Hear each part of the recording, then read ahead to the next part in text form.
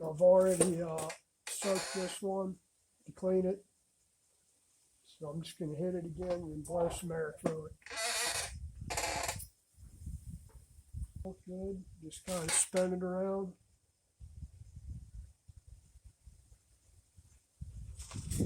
Just kind of spin it around, feel it, look at all the rollers. You're looking for rough spots or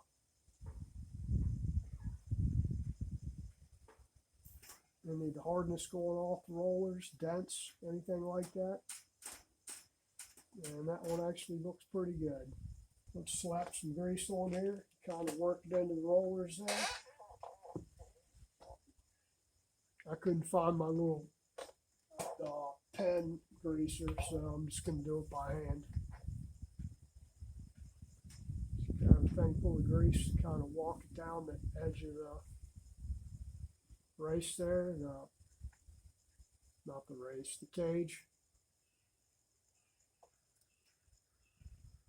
Give it a little spin, try and work some grease in there. Put a little more on there, and I'm just using wheel bearing grease on here. Why? Because that's what I've always used. It's a Temkin bearing, there ain't no special grease that goes on here, just wheel bearing grease.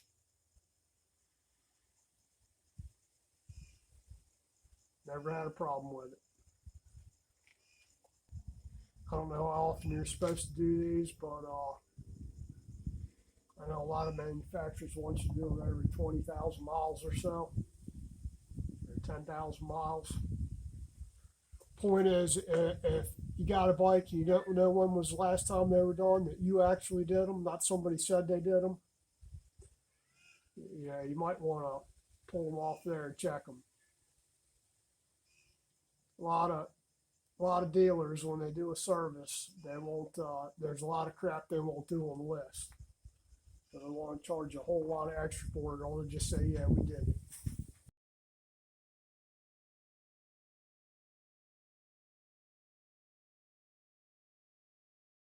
Ask somebody if they've had it to the dealer and they actually waited for the bike.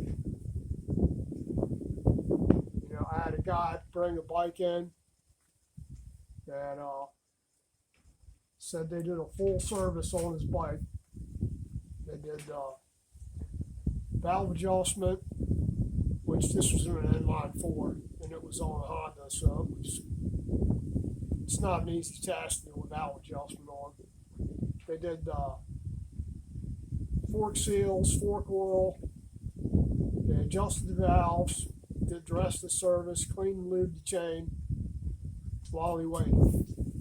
And I asked him, how long were you there? About 2.5 hours. I said, man, they didn't do all that shit while you were waiting for 2.5 hours. There ain't no way. Even if they had 2 guys working on the bike, they didn't do all that crap.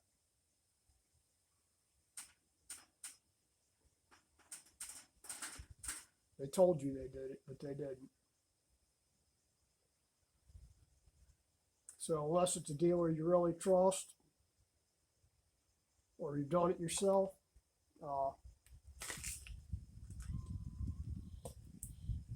it's best to go ahead and pull them off there and check them and grease them by hand.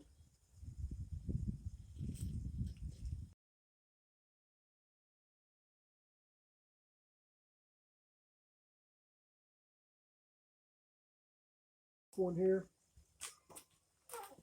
top one that looked good. I've already cleaned it. All I need to do is put some grease in there. I'm going to go ahead and stick this up in the frame here until I get the stem in there.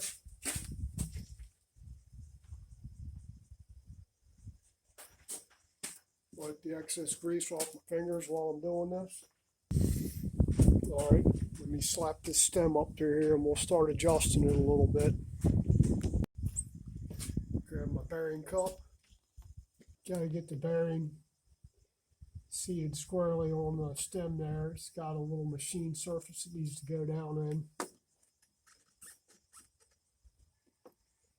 And we're not even close yet. So it's not one to go down on there. All right.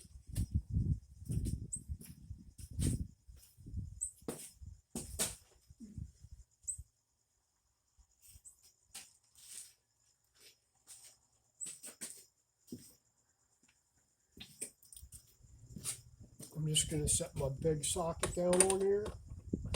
Should be close to the same size as the race there. We're just going to give it a little tappy tap. Starting to go down on there. I think that's it. It's better. Stick our cap back up on there.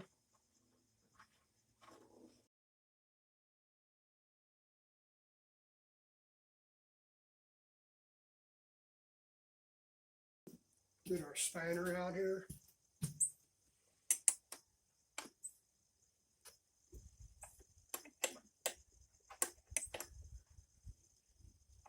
And we're just going to tighten it up till it sets, then we'll back it off just a hair.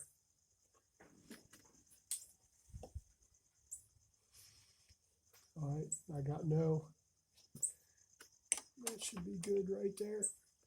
A little bit more. I'm just going to leave it sitting right there. Then once I put the forks back in, we'll go ahead and adjust the bearings. And then we'll put the, after everything's adjusted on there, we'll put the steering stabilizer back on there. You want to kind of wait till you get everything set before you put the stabilizer back on there, because it'll give you a little bit of false reading, because you'll get resistance from the stabilizer. So we'll just leave it off until I get the forks back in there and everything adjusted right. And that's pretty much it for the steering head bearings. Clean, clean, clean. And lots of grease. Make sure everything's set right in there. On that, when you go to put the top bearing on there, it's a little bit of a tight fit, so make sure you got it in there square, and then kind of you might have to tap it in place. If you have any burrs on the steering stem at the top, you probably want to sand them off before you go to put the bearing on. This one's a good tight fit. Most of them are fairly tight fit on the stem. They should be a slip fit, but there's only like 1,000 clearance or something like that. So if you got to cock just a little bit, or if it's a little bit less than 1,000, it doesn't really want to go on there real easy. The bottom bearing is interference fit, so it shouldn't move at all. It's pressed on the stem. So if you have to take the bottom one off the stem,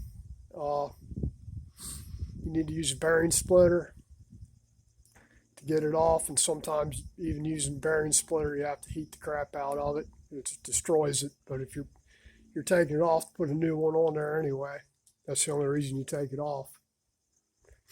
You're not taking it off the packet, you just take it off if you're going to replace it, because you pretty much end up destroying the damn bearing getting it off of there. Not pretty much, you do end up destroying the bearing.